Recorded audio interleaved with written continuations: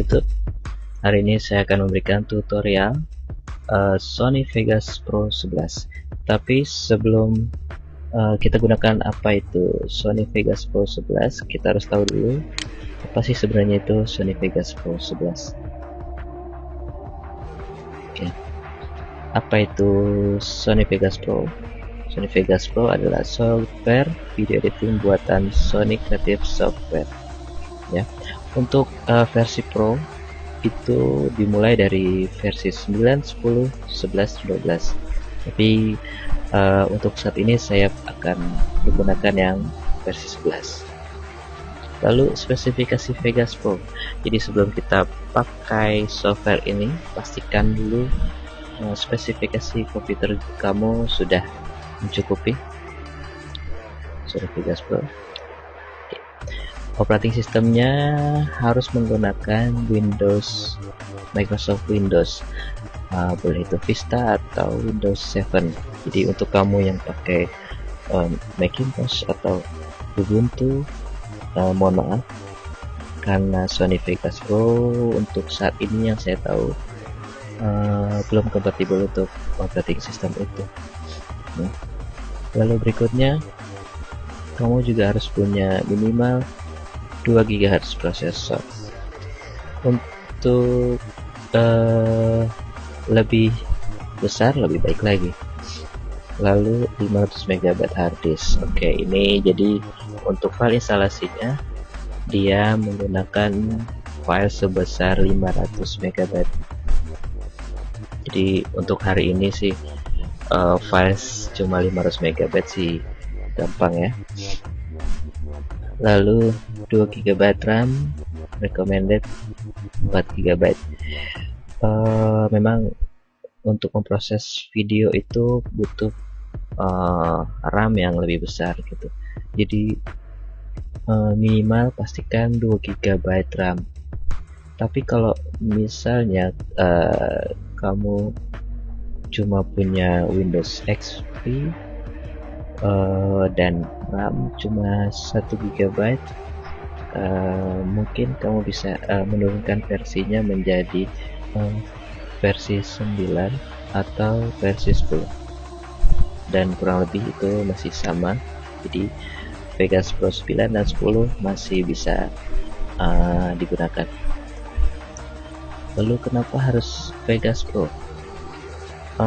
Sepengalaman saya menggunakan software editing, Vegas Pro ini kurang lebih file instalasinya lebih kecil. Karena file instalasinya lebih kecil, jadi program lebih ringan untuk komputer kita gitu ya.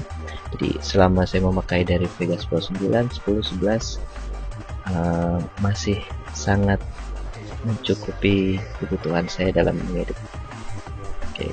Lalu banyak plugin. Plugin ini nanti untuk tambahan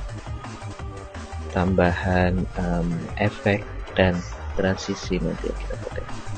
Lalu berikutnya, ini yang banyak orang cari, yaitu gampang digunakan dibandingkan program sejenis seperti Adobe Premiere Pro atau mungkin Final Cut Pro atau Avid. Menurut saya ini kurang lebih masih lebih gampang daripada program-program sejenis, dan tidak terlalu rumit, juga kemampuannya masih mencukupi kebutuhan saya yang penting. Oke, tanpa lama-lama kita mulai aja.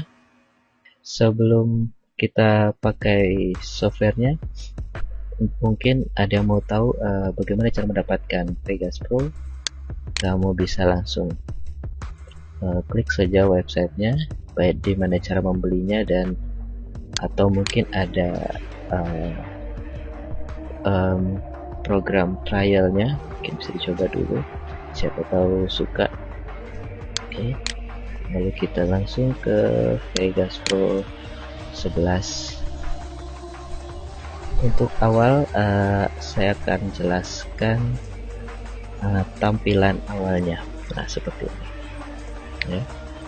Di sini seperti biasa ada file menu. Di sini ada toolbar, lalu di sini juga ada jendela preset. Jadi di sini nanti kita bisa lihat filenya di explore, tab explore, tab transition, video effect, dan media generator. Saya akan jelaskan nanti sepanjang tutorial ini berjalan. Lalu di sini ada jendela untuk preview. Bagaimana gunanya ini nanti saya jelaskan. Lalu di sini ada jendela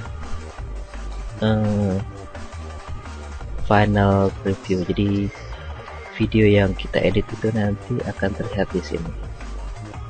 Lalu di sini ada volume master. Jadi seberapa keras suara yang kita hasilkan nanti akan terlihat di sini. Lalu di bawahnya ini ada time code. Jadi untuk menjelaskan berapa durasi video yang kita buat. Lalu di sini ada timeline, tempat kita meletakkan video. Berikutnya di sini juga ada track, tapi ini belum terlihat. Saya akan berikan contoh. Jadi kalau di sini ada track, klik kanan, video track, dan audio track. Jadi video itu adalah gabungan dari sebaiknya adalah gabungan dari video dan audio, ya. Jadi dua elemen ini harus bergabung, atau tidak pun gak masalah, kita bisa hapus ini nanti. Oke. Dan di sini ada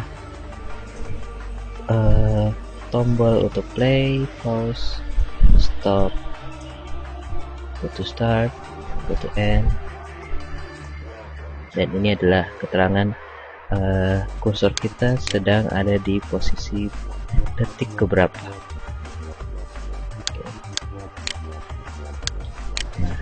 Nah, ini adalah tampilan Sony Vegas Pro 11, dan tidak ada perbedaan antara 9, 10, 11, dan 12, kurang lebih masih sama, hanya beberapa fitur yang disempurnakan. Jadi untuk kamu yang masih menggunakan Vegas Pro 9 dan 10 masih bisa mengikuti tutorial ini. Tapi untuk kamu yang punya Vegas Pro 7 atau 8 yang belum menggunakan versi Pro, mohon maaf, mungkin tidak cocok untuk tutorial ini, karena saya juga kurang tahu apakah sama atau tidak. Oke, sekian dari saya tutorial hari ini. Untuk tutorial berikutnya saya akan memberikan langkah untuk membuat video untuk pertama kalinya. Oke. Jadi silakan subscribe halaman YouTube ini supaya kamu bisa tahu kalau video saya sudah ada lagi. Oke, terima kasih.